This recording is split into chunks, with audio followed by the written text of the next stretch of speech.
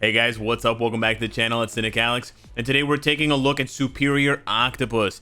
I had to wait, and I wanted to wait to make a video on him when I unlocked his Sinister Plant Awakening skill.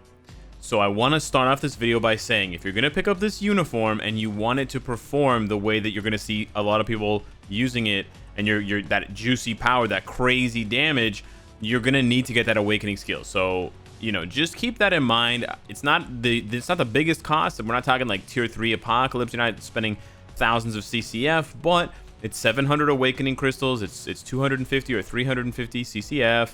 You got a few million gold, and you've got to get him to level 70.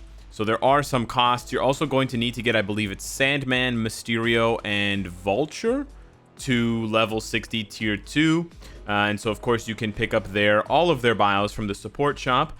So also, again, keep in mind, if you are rushing, like there's Sandman, there's Mysterio, and there's Vulture. If you're rushing to get Dr. Octopus, but you don't have those guys, then you're going to hit that roadblock. And I will tell you this right now, Dr. Octopus, without his Awakening skill and this uniform, it's a little bit disappointing. Now, like Red Skull, I think he gets a lot of... Of course he gets a lot. Look at this skill. The skill's insane. Of course he gets a lot from this skill. But what I'm trying to say is... I think you might be disappointed if you just get the uniform and you compare it that way. It is still an upgrade. It's definitely an upgrade over any of his base looks. Definitely an upgrade. But is it a rogue level rework or a Ronin level rework? I don't think so. So there is, of course, an additional investment there.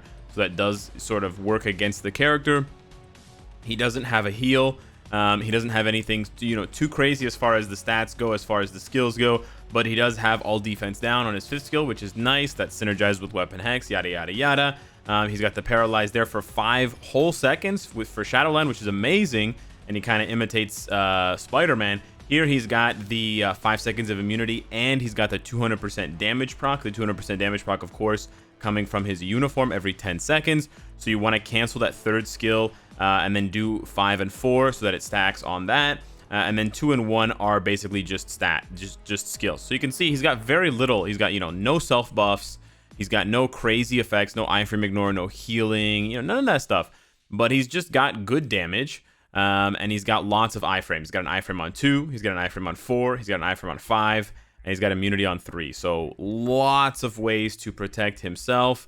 And then he's got a nice passive there with the chain hit damage and the 20% guaranteed dodge. The chain hit damage does mean you can use a CTP of energy with him. He does get a lot of chain hits doing 3-4-5 or 5-3-4 or 3-5-4, whatever your combo is, but you cancel 2 of those and you end up on his 4th skill, and it stacks up a lot of hits.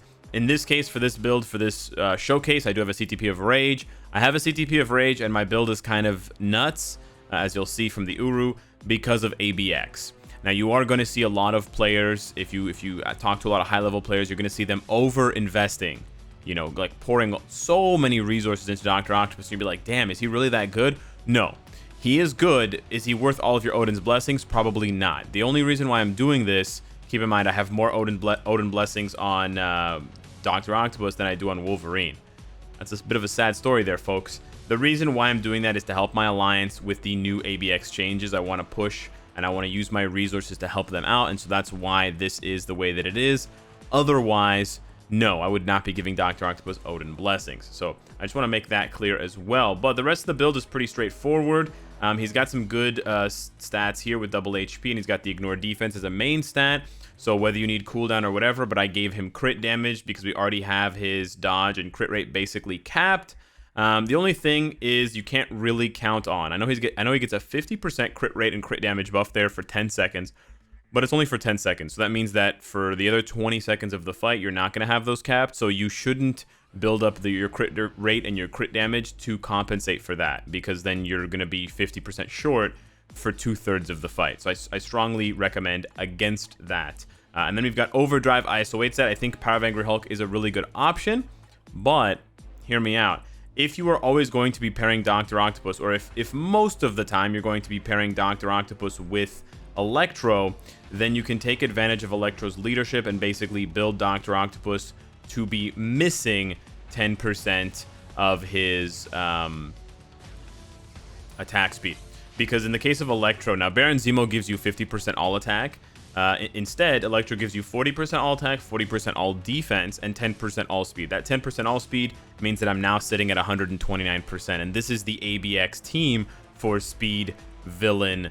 Yeah, Speed Villain. You can also put Black Cat in place of Ghost, which I will probably end up doing one day, because you get an extra team up for an extra 5% attack with Electro, because they have a sort of crime bandit work together, team up, whatever thing. But I gave it to Ghost once upon a time because, you know, I gave the insight to Ghost once upon a time because she also has the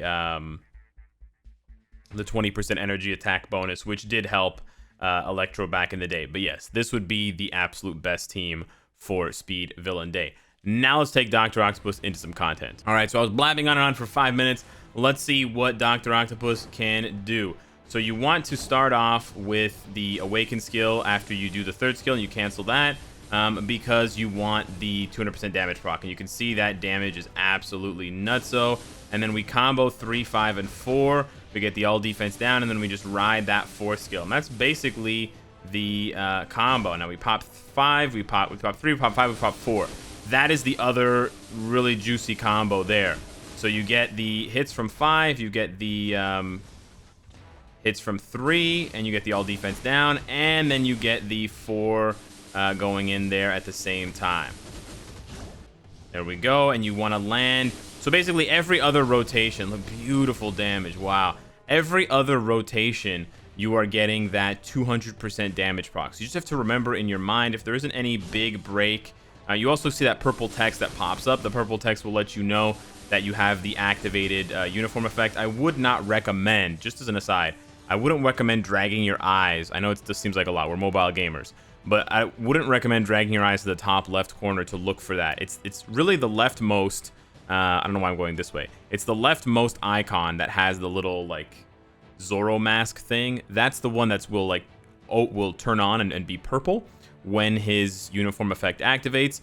But I would just get used to it and look for that purple text. And then as soon as you see the purple text, cancel into another skill. If you don't cancel into another skill, then his third skill will take advantage of the buff, and then you won't have nearly as much damage, because yeah, sure, his fourth skill or his third skill does decent damage, but man, like the sixth skill does way more damage. Look at that, absolutely beautiful.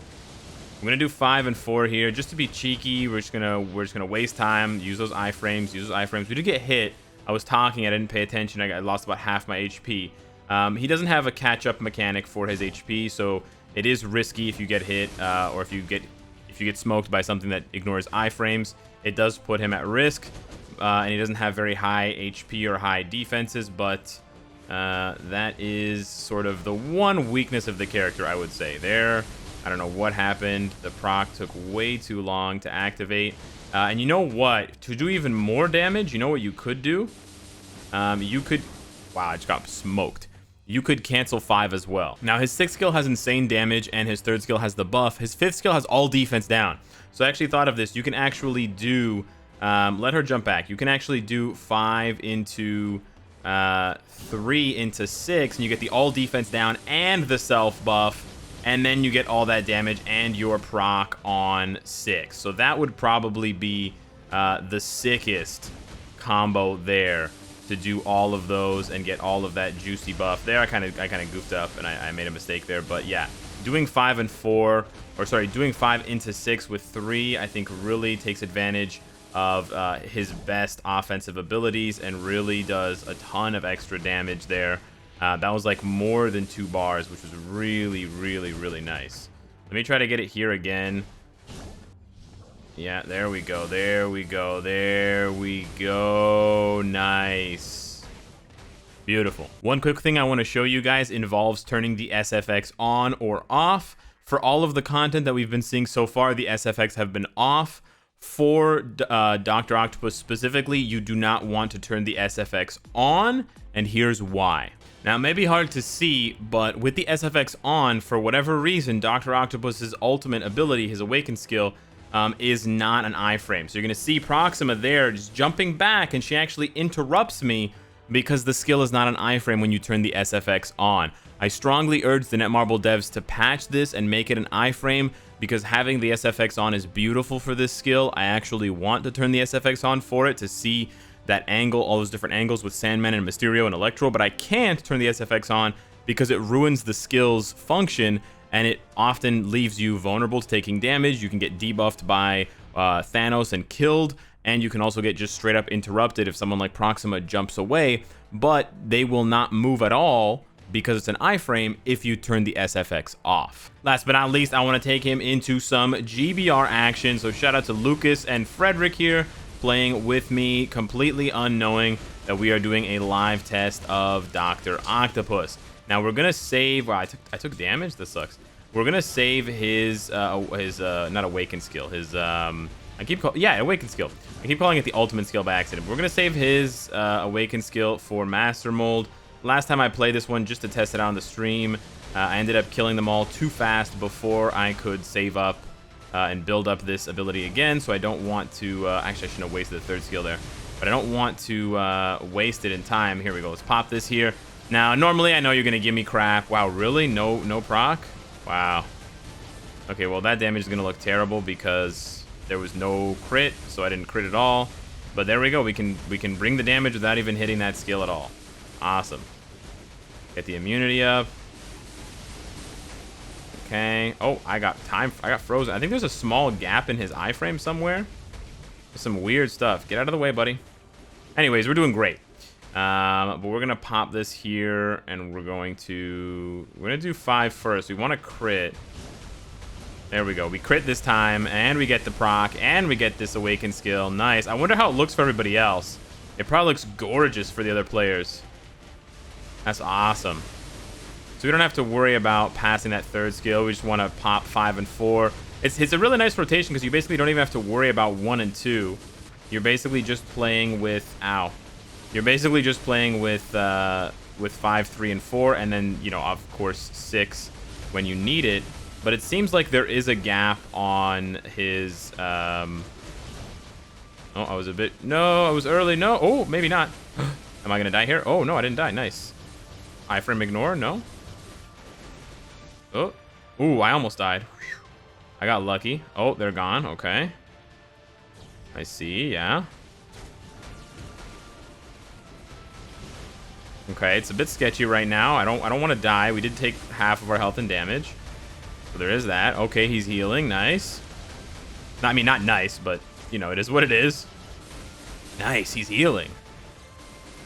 Yeah, I know normally I give people crap for not using a debuff lead, but we're just trying to push some nice damage, and I want to challenge myself. I want to keep things a bit spicy for you guys watching. I don't want you to think, this is going to be an easy walk in the park type clear. Let's see how much damage we can pump out there. Looking like 3 million and change. Not bad, not bad. Maybe a little bit more I was hoping for, but that's okay. We end up, of course, doing the lion's share of the damage. Carrying this clear. I accidentally procced that uniform damage proc on his third skill like a dummy, but we got it there.